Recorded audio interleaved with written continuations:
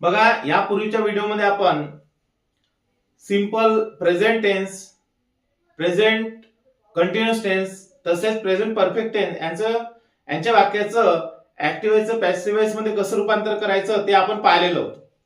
त्याच्यानंतर simple past tense तसेच past continuous tense यांचं सुद्धा आपण जे ऍक्टिव्ह चे वाक्य आहे त्यांचं रूपांतर पॅसिव्ह व्हॉइस मध्ये कशा पद्धतीने करायचं ते आपण पाहिलेलं होतं.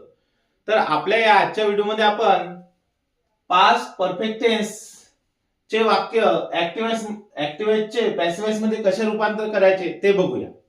आता सर्वप्रथम आपल्याला दिलेलं वाक्य हे पास्ट परफेक्ट टेन्स मध्येच आहे का ते बघावं लागेल. आता बघा, त्याचा सर्वात प्रथम आपल्याला पास्ट परफेक्ट टेन्स याचं ऍक्टिव्ह व्हॉइस मध्ये स्ट्रक्चर काय आहे ते बघावं लागेल.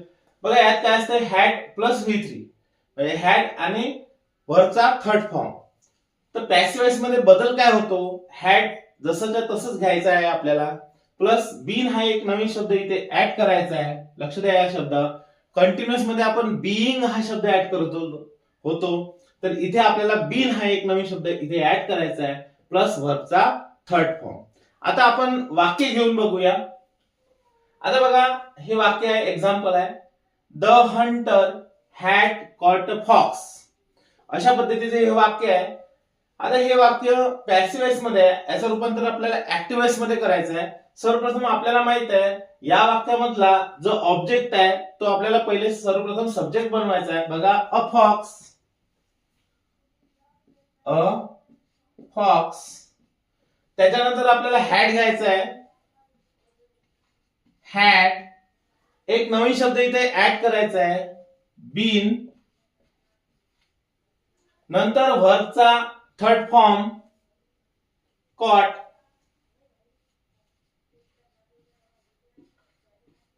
नंतर बाय लावायचा आणि सर्वात शेवटी इथं या वाक्यातील जो सब्जेक्ट आहे तो इथे ऑब्जेक्ट बनवायचा, द हंटर.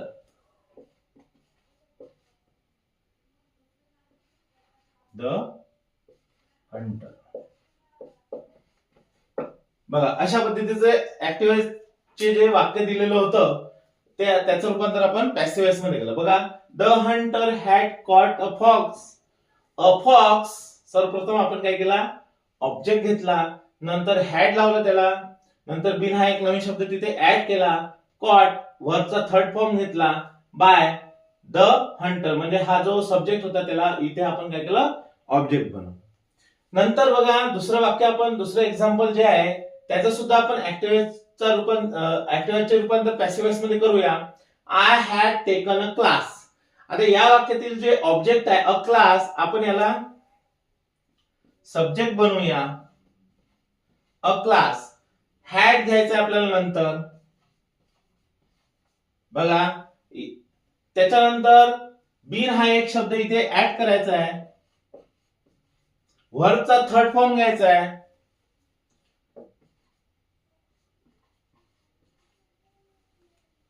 नंतर बाय लावायचा आहे. बघा, आणि सर्वात शेवटी आय. आय आय हा इथे सब्जेक्ट आहे, याचा आपल्याला ऑब्जेक्ट बनवायचा आहे. आयचे रूपांतर कशामध्ये होईल, मी मध्ये. बघा, आपलं वाक्य कसं झालेलं आहे, I had taken a class. तर काय केलेलं आहे आपण, अ क्लास हॅड बीन हा एक शब्द ऍड केलेला आहे, टेकन बाय मी. अशा पद्धतीने आपण त्याचं रूपांतर करू शकतो. पुन्हा एकदा बघूया. बघा, पास्ट परफेक्ट टेन्स याचं ऍक्टिव्ह व्हॉइस मध्ये स्ट्रक्चर काय असते, हॅड प्लस V3. त्याच्यानंतर पॅसिव्ह व्हॉइस मध्ये आपल्याला त्याच्यात बदल काय करावा लागतो, हॅड प्लस बीन हा एक नवीन शब्द इथे ऍड करावा लागतो, V3 वर्बचा थर्ड फॉर्म घ्यावा लागतो.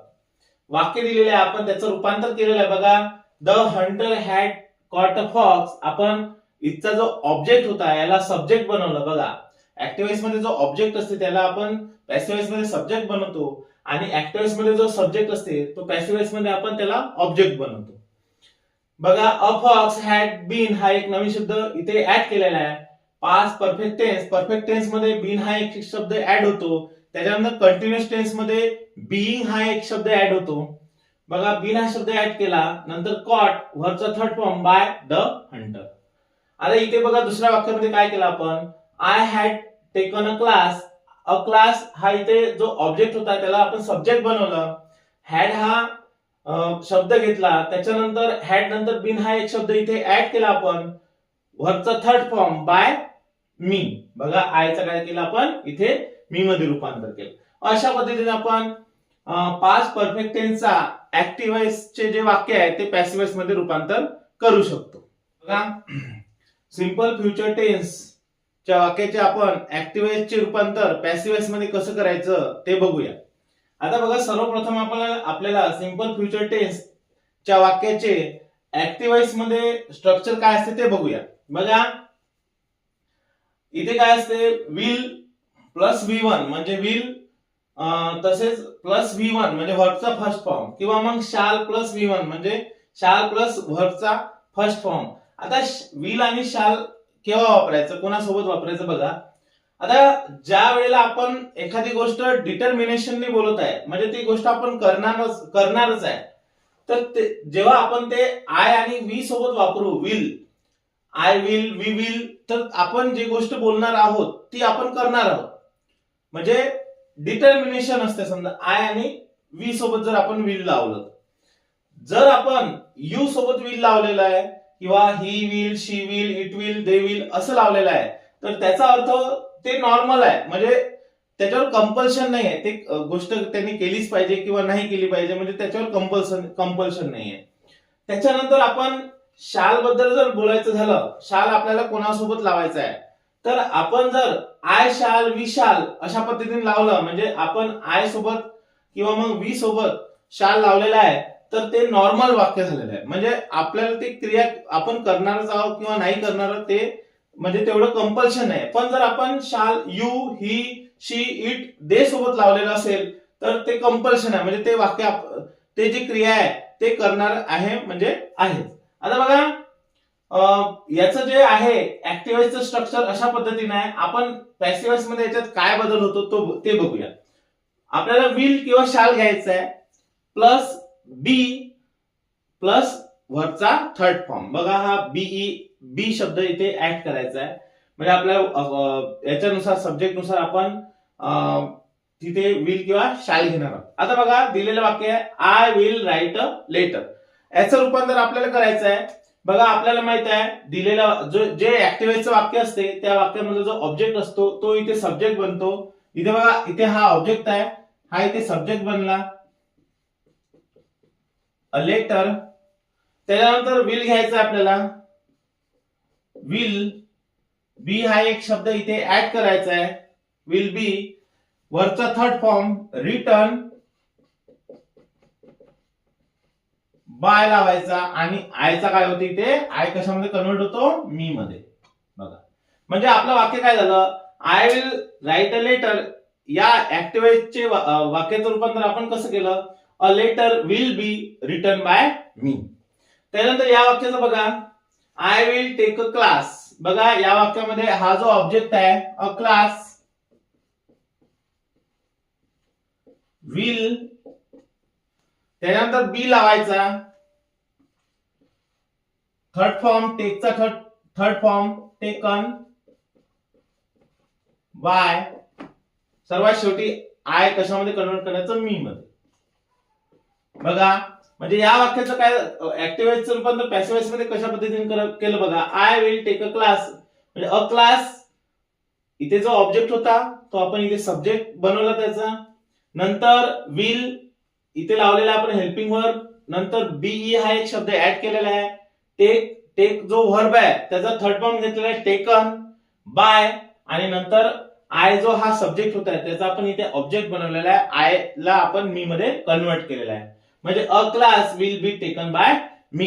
म्हणजे अशा पद्धतीने आपण सिंपल फ्युचर टेन्सचा ऍक्टिव्ह वॉइसचे वाक्य पॅसिव्ह वॉइस मध्ये रूपांतर करू शकतो.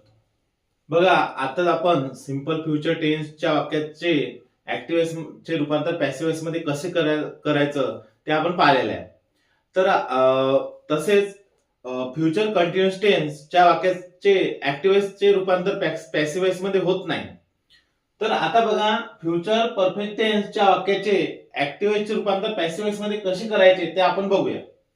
बघा सर्वप्रथम आपल्याला फ्युचर परफेक्ट टेन्स चे जे वाक्य आहे ते ऍक्टिव्ह वॉइस मध्ये त्याचं स्ट्रक्चर कसं आहे ते बघूया. बघा ऍक्टिव्ह वॉइस मध्ये विल किंवा मग शाल प्लस हॅव, बघा इथे हॅव लागलेला प्लस व्हर्बचा थर्ड फॉर्म V3. तसेच पॅसिव्ह वॉइस मध्ये आपल्याला त्यात काय बदल करायचा आहे, काय चेंजेस करायचे ते बघूया. विल किंवा शाल सब्जेक्ट नुसार घ्यायचं आपल्याला, प्लस हॅव कंटिन्यू करायचा, म्हणजे बघा इथे पण होता इथे पण ठेवायचा आपल्याला हॅव, प्लस बीन हा एक नवीन शब्द इथे ऍड करायचा आहे व्हर्बचा थर्ड फॉर्म. तर आता वाक्यामध्ये आपण चेंजेस करून बघूया. दिलेलं वाक्य जे आहे ते त्याचं रूपांतर आपण ऍक्टिव्ह वॉइस मधून पॅसिव्ह वॉइस मध्ये करूया. बघा I will have written a letter. आता बघा आपल्याला माहित आहे दिलेलं ऍक्टिव्ह वॉइसच्या वाक्यामधला जो ऑब्जेक्ट आहे त्याला आपण इथे पॅसिव्ह वॉइस मध्ये काय बनवतो, सब्जेक्ट बनवत असतो. अ लेटर, नंतर will helping verb will have. बघा एक नवीन शब्द इथे ऍड करायचा आपल्याला बीन, व्हर्बचा थर्ड फॉर्म रिटर्न, जसाच्या तसा घ्यायचा इकडे, बाय लावायचा, नंतर सर्वात शेवटी आय कशामध्ये कन्वर्ट करायचा, मी मध्ये. बघा म्हणजे काय झालेलं आहे बघा, I will have written a letter हे जे ऍक्टिव्ह वॉइसचं वाक्य होतं त्याचं रूपांतर आपण पॅसिव्ह वॉइस मध्ये कसं केलं बघा. हा जो ऑब्जेक्ट होता दिलेल्या वाक्यातील याला आपण सब्जेक्ट बनवलं बघा, a letter will have, been हा एक नवीन शब्द इथे ऍड केला, रिटर्न म्हणजे थर्ड फॉर्म इथे जसाच्या तसा घेऊन घेतला आपण या वाक्यातून, बाय आणि आय हा जो होता सब्जेक्ट याचा आपण ऑब्जेक्ट बनवला आणि त्याचं रूपांतर मी मध्ये. दुसरं वाक्य बघा, दुसऱ्या वाक्याचं आपण ऍक्टिव्ह वॉइसचे रूपांतर पॅसिव्ह वॉइस मध्ये करूया. बघा I will have taken a class. आता याच्यात आपल्याला माहित आहे ऑब्जेक्ट अ क्लास याला सब्जेक्ट बनवा, विल हॅव, बघा विल हॅव घ्यायचं आपल्याला, नंतर बीन हा एक नवीन शब्द इथे ऍड करा, विल हॅव बीन, व्हर्बचा थर्ड फॉर्म टेकन. बघा नंतर आपल्याला इथे काय करायचं आहे, बाय लावायचं आहे आणि दिलेल्या वाक्यातील हा जो सब्जेक्ट आहे त्याचा आपल्याला ऑब्जेक्ट बनवायचा आहे, म्हणजे आयचं कन्वर्ट आपल्याला मी मध्ये करायचं आहे. बघा मी म्हणजे बघा वाक्य काय झालेलं आहे, I will have taken a class म्हणजे a class will have been taken by me. म्हणजे अशा पद्धतीने आपण फ्युचर परफेक्ट टेन्सच्या वाक्याचे ऍक्टिव्ह वॉइसचे रूपांतर पॅसिव्ह वॉइस मध्ये करू शकतो.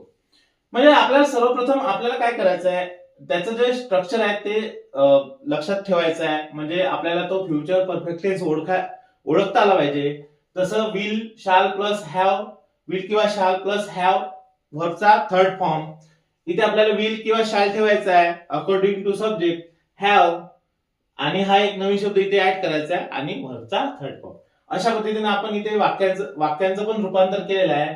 I will have written a letter, a letter म्हणजे इथे जो ऑब्जेक्ट होता सब्जेक्ट बनवला आपण, इथे जो सब्जेक्ट होता त्याला इथे आपण ऑब्जेक्ट बनवलं, व्हर्बचा थर्ड फॉर्म घेतलेला आहे आणि हा एक बीन एक नवीन शब्द इथे ऍड केलेला आहे. बघा इथे पण तशाच पद्धतीने केलेलं आहे आपण.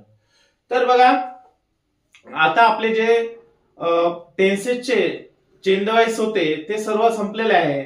म्हणजे आपण simple present tense, present continuous tense तसेच प्रेझेंट परफेक्ट टेन्स यांच्या वाक्याचे चेंज वॉइस पाहिलेले आहे. त्याच्यानंतर आपण simple past tense, past continuous tense तसेच पास्ट परफेक्ट टेन्स यांच्या वाक्याचे सुद्धा आपण ऍक्टिव्ह वॉइसचे रूपांतर पॅसिव्ह वॉइस मध्ये केलेले आहे. तसेच सिंपल फ्युचर टेन्स आणि फ्युचर परफेक्ट टेन्स यांच्या वाक्याचे सुद्धा आपण ऍक्टिव्ह वॉइसचे रूपांतर पॅसिव्ह वॉइस मध्ये केलेलं आहे आणि कशा पद्धतीने करायचं ते आपण पाहिलेलं आहे.